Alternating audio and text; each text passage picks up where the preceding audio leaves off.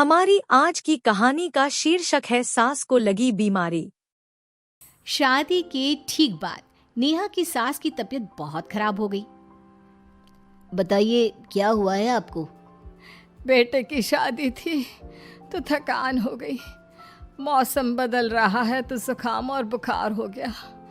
ऊपर से बहू के घर का खाना पता नहीं कैसा था कि पेट भी खराब हो गया।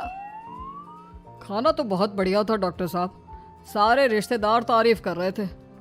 रोहित की माँ इतनी कमज़ोर है कि ज़रा से में बीमार पड़ जाती है।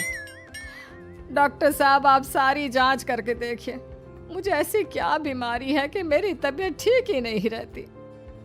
फिलहाल तो ज़्यादा कुछ नहीं है, पहले आपके जुकाम बुखार और पेट का इलाज कर लेते हैं, फिर बाकी के टेस्ट करवा लेंगे। अभी आप ये दवाइयाँ ले आइए। पिताजी मैं डॉक्टर साहब को छोड़कर और दवाइयाँ लेकर आता हूँ। माँ जी तो बीमार थी, इसलिए नेहा ने किचन संभाल लिया। माँ जी अब आपकी तबीयत कैसी है? पहले से ठीक है। आप बैठिए, मैं खाना लगाती हूँ। तेरे बाबूजी और रोहित ने खाना खा लिया? रोहित तो टिफिन लेकर ऑफिस गए हैं माँ, और बाबूजी ने खाना खा लिया है। आप शुरू कीजिए। यह क्या, खाने में इतना तेल इतने मसाले? अरे अभी अभी तो तबीयत ठीक हुई है मेरी, तुम क्या मुझे वापस बीमार करना चाहती हो? नहीं माँ जी, ऐसा नहीं है। क्या हुआ? देखो ये बहू ने कैसा खाना बनाया है। खाना तो बहुत ही स्वादिष्ट था। अरे मैं ये खाना खाऊंगी तो बीमार हो जाऊंगी ना। ओह हाँ, बहू को अभी पता नहीं ना तुम्हारे बारे में, रोहित समझा देगा उसे। देख बहू, अच्छे से समझ लेना कि इस घर में कैसा खाना बनता है। हाँ माँ जी, मैं समझ लूँगी, लेकिन अभी आप कुछ तो खा लो। ये खाना खा लूंगी तो कल का खाना खाने के लिए बचूंगी भी नहीं। सास की बातें सुनकर नेहा उदास हो गई। उसने रोहित के घर आते ही उससे माँ जी के खाने के बारे में पूछा। आज माँ जी ने मुझे खाने के लिए बहुत बुरा भला कहा। माँ को मसालेदार और तेल घी वाला खाना सूट नहीं करता, वो बीमार पड़ जाती हैं। ऐसी क्या बीमारी है माँ जी को? पता नहीं, आज तक कई डॉक्टरों को दिखाया, कितने टेस्ट करवाए, लेकिन कोई बीमारी पकड़ में ही नहीं आई। नेहा को कुछ समझ में तो नहीं आया, लेकिन उसने अपनी सास के हिसाब का खाना बनाना सीख लिया। माँ जी आज तो खाना ठीक है ना? खाना तो ठीक है, लेकिन ये मुआ रेडियो क्यों चल रहा है इतनी तेज आवाज में? वो माँ जी मैं अकेले काम करते करते बोर हो रही थी ना, तो टाइम पास करने के लिए चला दिया। तेरा इस टाइम पास के चक्कर में मेरा सर दर्द से फटने लगा है। तेज आवाज से मुझे माइग्रेन हो जाता है। सॉरी माँ जी, मुझे पता नहीं था। तुम्हें जब तक सब पता चलेगा तब तक मैं तो भगवान के पास ही पहुंच जाऊंगी। नहीं नहीं, ऐसा मत कहिए ना माँ जी। अब मैं कहीं भूख से ही ना मर जाऊं। खाना मेरे कमरे में रख दो।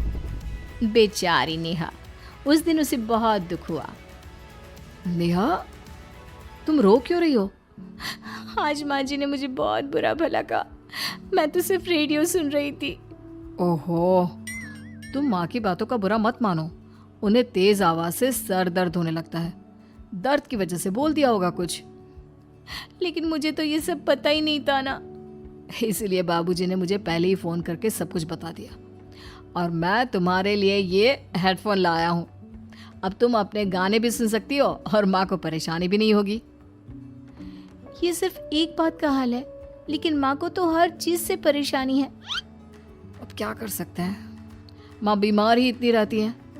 लेकिन माँ को ऐसी कौन सी बीमारी है? तुम्हें बताया तो था, किसी भी डॉक्टर को माँ की बीमारी समझ में नहीं आ रही। अब तुम भी ये सब सोचना छोड़ दो, ये हेडफोन लो और अपने पसंद के गाने सुनो। रोहित के गिफ्ट से नेहा की एक परेशानी तो दूर हो गई, लेकिन उसके मन में कई सवाल खड़े हो गए। आज मैं देर से उठाऊं या तुम जल्दी उठ गई? वो माँ जी को कल रात भर सर दर्द हुआ ना, तो जल्दी उठकर उनकी जगह मैंने पूजा कर दी। अरे वाह, अच्छा अच्छा, हे भगवान ये किसकी करामत है? ये तो माँ जी की आवाज है। चलो चल के देखते हैं। क्या हुआ माँ? अच्छा, यह घर में गुलाब कौन लाया? मुझे नहीं पता, मैं तो अभी उठा हूँ। माँ जी आप कल रात भर सो नहीं पाई, तो मैंने जल्दी उठकर पूजा पाठ किया। घर में फूल नहीं थे ना, मैं बाजार से गुलाब के फूल ले आई। नेहा, माँ को गुलाब के फूल की एलर्जी है। अब मुझे ये कैसे पता होगा? अच्छा, तुझे कुछ पता नहीं तो तू वही काम क्यों करती है जिससे मेरी तबीयत खराब हो जाए। रोहित के बाबूजी, ये बहू मेरी जान लेना चाहती है। माँ जी, मुझे ऐसा करके क्या मिलेगा? वो तो तुझे ही पता, लेकिन कुछ तो है। रोहित की माँ बस करो, बेचारी बहू को कुछ पता ही नहीं है, बस इसलिए उससे गलती हो जाती है। जाओ तुम कमरे में। बहू, तुम रोहित की माँ का बुरा मत मानो, वो अपनी बीमारियों से इतनी परेशान है कि उल्टा सीधा बोल देती है। नहीं बाबूजी, मुझे बुरा नहीं लग रहा, मुझे चिंता हो रही है माँ जी की बीमारी की। ये बताइए कि माँ जी को ऐसी प्रॉब्लम्स कब से होने लगी? शादी के 6-7 महीने बाद से। बाबूजी, तब घर का माहौल कैसा था? अरे भरा पूरा परिवार था। मेरे बाबूजी, माँ, काका, काकी, मेरे दोनों बड़े भाई, दोनों भाभियाँ, दोनों के 2-2 बच्चे हैं, एक छोटा भाई और एक बहन, सब साथ रहते थे। इतना बड़ा परिवार? हाँ, मैं जब 10 साल का हुआ ना, तब पापा का ट्रांसफर यहाँ हुआ। उसके पहले तक तो हमारी जॉइंट फैमिली ही थी। और माँ जी किस चीज से बीमार पड़ जाती हैं? जब तेज गर्मी हो, ठंड हो या ज्यादा बरसात हो जाए। जब माँ ज्यादा थक जाए, जैसे दिवाली पर घर की सफाई या कोई फंक्शन हो, या ज्यादा मेहमानों के आने से घर का काम बढ़ जाए। तेज म्यूजिक, तेज लाइट या ऐसे कोई तेज स्मेल आ जाए। तो माँ जी की ये बीमारी ठीक हो सकती है। कैसे? सब पता चल जाएगा। आप कल माँ जी की टेस्ट रिपोर्ट लेने जाने वाले हो ना? हाँ। तो सुनिए क्या करना है। अगले दिन रोहित माँ जी की रिपोर्ट्स लेकर आता है। माँ, बाबूजी, नेहा। अरे क्या हो गया रोहित? माँ जी की रिपोर्ट आ गई है। कुछ सीरियस है क्या? जिसका डर था वही हुआ। अरे गोल गोल बातें मत कर, सीधी तरफ बता बेटा, क्या हुआ है मुझे? माँ, आपकी किडनी, लिवर सब फेल हो गया है, आपका दिल भी कमजोर हो गया है। डॉक्टर ने कहा है कि आपके पास सिर्फ 1 महीना बचा है। ये क्या बक रहा है? ऐसा हो ही नहीं सकता। मुझे लग ही नहीं रहा कि मैं इतनी बीमार हूँ। लेकिन माँ जी, रिपोर्ट झूठी तो नहीं हो सकती ना? हाँ, माँ को 20 साल की उम्र से बीमारी लग गई थी, लेकिन कोई डॉक्टर पकड़ नहीं पाया और अब ये बीमारियां बहुत ज्यादा बढ़ गई हैं। हाँ रोहित की माँ, तुम्हें याद है शादी के 6 महीने बाद से तुम बीमार रहने लगी थी।